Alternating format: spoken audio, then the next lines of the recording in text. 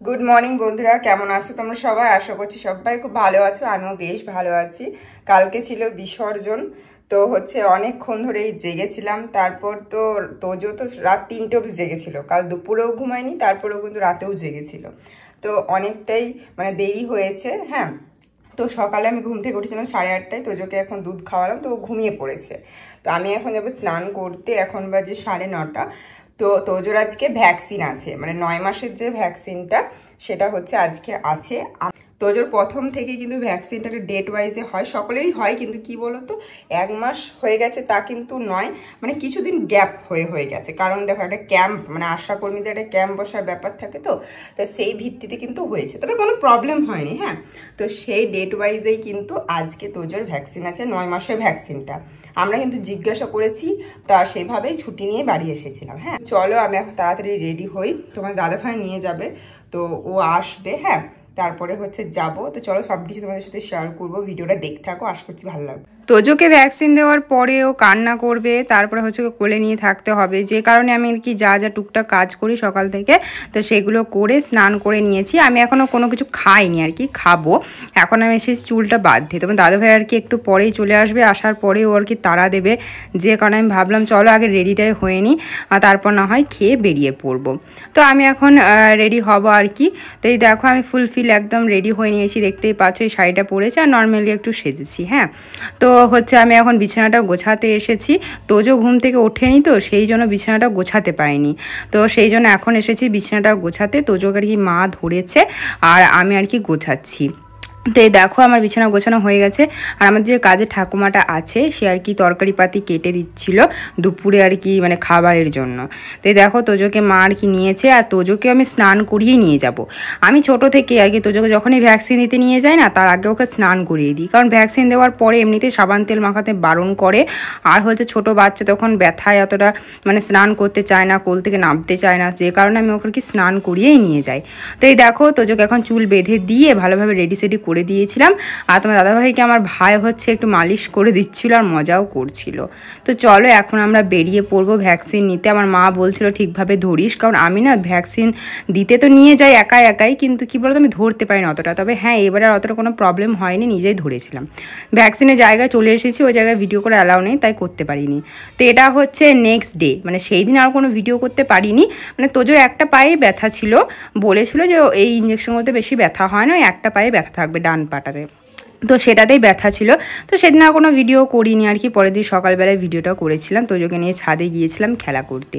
আর তারপরে একদম সন্ধেবেলায় চলে এসেছি। একদম দেখো, ফাস্টফুড নিয়ে চলে এসেছি, খাবো বলে। সন্ধেবেলা হলেই কি বলো তো, মন চায় একটু ফাস্টফুড খেতে। তো এই দেখো, এখন এসেছি সাজুগুজু করতে। এটা পরের দিন সকালবেলা, এটা পুরোপুরি বলতে পারো 3 দিনকার ব্লগ, ঠিক আছে। তো নেক্সট ডে মর্নিং এটা। তো আমি রেডি হয়েছি, শ্বশুর বাড়ি যাবো আজকে, বাবার বাড়ি থেকে চলে যাব। তো রেডি হব আর কি, স্নান করে নিয়েছিলাম, মায়েরই একটা নাইটি পরেছিলাম, আমি পরে শাড়ি পরবো। তো মা আর কি সাজুগুজু করছে একটু, আর ভাই মুড়ি খাচ্ছে দেখতেই পারলে, আর তোজো শোনা তোমাদের খেলা করছে। আমি কোন শাড়িটা পরে যাবো ভেবে পাচ্ছিলাম না। তারপরে বললাম চলো এই হলুদ কালার শাড়িটাই পরে যাই। তো পায়ে আলতা পরতে হয়, তোমরা জানোই বাবার বাড়ি থেকে শ্বশুর বাড়ি যেতে গেলে। আমি আলতা বেশি কেন পরি না বলতো, আমার আলতাতে না একটা অ্যালার্জি আছে, পা ফেটে যায়, বুঝলে তো। তো সেই জন্য আমি আলতাটা অতটা পরি না। তবে আজকে আমার মন চাইলো তাই পরেছিলাম। যেদিন আমি কালিমাকে বরণ করে সেদিনও আলতা পরেছিলাম, তো আলতাটা ঘুচে গিয়েছিল, যার কারণে আমি ভাবলাম চলো আজকে একবার আলতাটা পরে নিই। আলতা যখন আমি পরছিলাম না, তখনই আর কি তোমার দাদাভাই গাড়ি নিয়ে আসছিল, আমি বুঝতে পারছিলাম। ছোটো থেকে আমার বাবা যখন গাড়ি নিয়ে আসে, বাড়িতে ঢোকে, তোমার দাদাভাই ঢোকে না, আমি বুঝতে পারি, হ্যাঁ, গাড়ির আওয়াজগুলো শুনে। তো আমি আর কি পরছিলাম আলতাটা, তখন তোমার দাদাভাই আসলো। এতদিন বাবার বাড়িতে ছিলাম, চলে যাচ্ছে, একটু মন খারাপও লাগছে, কিন্তু ওইখানে অনেক মানুষজন আছে, তো ওইখানে আমার ভালোই লাগে আর কি। তো এই যে দেখো, আমার ভাইও এসেছে। ভাইকে বললাম তুই যাস না আর কি, আমি তো একটু পরেই চলে যাবো, তো তুই বাড়িতেই থাক, খেলতে যাওয়ার দরকার নেই এখন। তো তোজোর বাবাকে পেয়ে তো অনেকটাই খুশি, সেই বিসর্জনের দিন চলে গেছিলো, তো তারপরে দেখেছি তো অনেক খুশি হয়ে গেছে। তো এই দেখো, তো যখন বাবার কোলে চেপে একটু মজা করছে, মাম্মামকে তো পাত্তাই দিচ্ছে না, ওর পাপা থাকলেও মাম্মামকে পাত্তাই দেয় না। যাই হোক, আমি এখন আর কি রেডি হতে যাবো। তোমার দাদাভাই আর কি তোজোকে নিয়েছিল, তো মা বললো ওকে কিছু খেয়ে নিতে, ও বললো বাড়ি থেকে খেয়ে এসেছে, তাও আর কি মা তো মানবে না, তো মিষ্টি দিয়েছে, আর আলু মুসুরের তরকারি করেছিল, তো সেখানে ওটাই দিয়েছে। তো আমি এদিকে রেডি হচ্ছি, দেখতেই পাচ্ছ। আর এদিকে সবাইকে বলছি যে আমার সাজতে একটু লেট হয়, তোমরা তো জানোই। তো কিছুই আমি সাজিনি, তাও এরা সবসময় আমাকে বলবে যে সাজছে। তো যাই হোক, ব্যাগটা প্যাকিং করেছিলাম, আর আমার ব্যাগ প্যাকিং অতটা হয় না, যে কারণে তো দাদাভাই খুলে আবার প্যাকিং করলো। শ্বশুরবাড়িতে গেছিলাম, অতটা মানে জিনিসপত্র ছিল না, কিন্তু কি বলতো বাবার বাড়ি আসার পরে মানে অনেক কিছু সোয়েটার আমার এখানে ছিল, তোজোরও অনেক কিছু জামা প্যান্ট ছিল, যে কারণে সেগুলোও নিয়েছি। আর তা সেই জন্য ব্যাগটা একটু ভারী হয়ে গেছে। তো দাদাভাই মানে ঠিকঠাক করে দিয়েছে, যে কারণে আর কি গাড়িতে ঠিকঠাকই বসে গিয়েছে। আর এইখান থেকেও কিছু ময়লা জামা কাপড়ও হয়ে গেছে, সেইগুলো আমাকে আবার নিয়ে যেতে, মানে বাচ্চা থাকলে এগুলো হবেই। ওই যে হলুদ থলিতে দেখতে পাচ্ছ, ওই থলিটার মধ্যে আর কি ময়লা জামা কাপড়গুলো আছে। শ্বশুরবাড়ি থেকে এসেছিলাম সেদিনও নিয়ে এসেছিলাম, আর বাবার বাড়ি থেকে আছি সেই দিনও নিয়ে যাচ্ছি। মানে কি বলবো, বাচ্চা থাকলে অনেকটাই সমস্যা।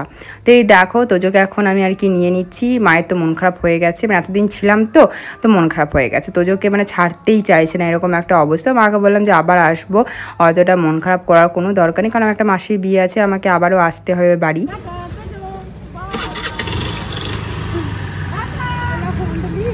আমার বাবার বাড়ি থেকে আমার শ্বশুর বাড়ির দূরত্ব হচ্ছে 10 মিনিট, কিন্তু মানে রাস্তা খারাপ হওয়ার জন্য না ঘুরে ঘুরে আসতে হয়, তো সেই কারণে একটু টাইম লেগেই যায়।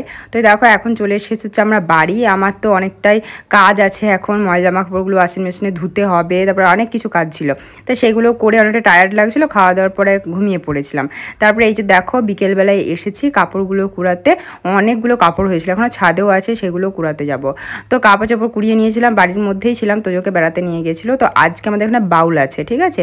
তো সেই কারণে আমার ভাইকে নেমন্তন্ন করেছিল ওর জিজু, তো ও আনতে গিয়েছিল, মানে তোমার দাদাভাই আনতে গিয়েছিল। আমার ভাইকে দেখতে পেলে ও আসলো, আর আসার পথে ওরা চিকেন পকোড়া, তারপরে যে ঘুগনি, এই সমস্ত জিনিস নিয়ে এসেছিলো খাবার জন্য, চপও নিয়ে এসেছিলো গরম গরম।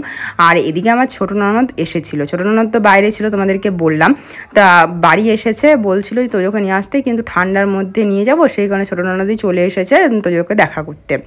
মানে সেই ছোটোতে দেখেছে, এই বড়োতে দেখার জন্য সবাই এতটা এক্সাইটেড কি বলবো। আর এদিকে তোমার দাদাভাই বললো যে চিকেন করো, চিকেন লেগ পিস এনে দিয়েছে আমাকে 4টা, আর হচ্ছে চিকেনও এনেছে, মানে মাংস ঝোলও হবে, এমনকি মানে লেগ পিসগুলো আমি আর কি বানাবো।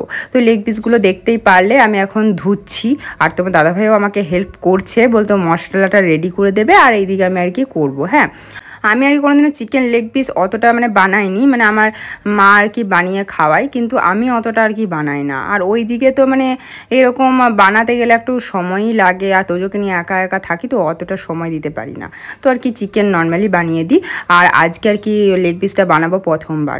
তো আমার ছোটো ননদ বাড়ি চলে যাচ্ছে, কারণ রাত হয়ে গেছে সেই জন্য। আর এদিকে আমরা 3জনে রান্নাঘরে ঢুকে পড়েছি। মা ওদিকে ভাতের হাঁড়িতে মাড় গড়াচ্ছে, আর এদিকে মাংসগুলো ছোটো ছোটো করে কেটে নিয়েছে, কারণ অনেক বড় বড় পিস ছিল, তো দাদাভাই মশলা করছে। তো আর কি সব কিছু রেডি করে নিয়েছিলাম, তো দাদাভাই চলে গিয়েছিল বাইরে, আর মাকে আর কি তোজোকে নিয়ে পাঠাচ্ছি ওই হরে কৃষ্ণ নাম হচ্ছে সেইখানে, মানে নাটশালাতে।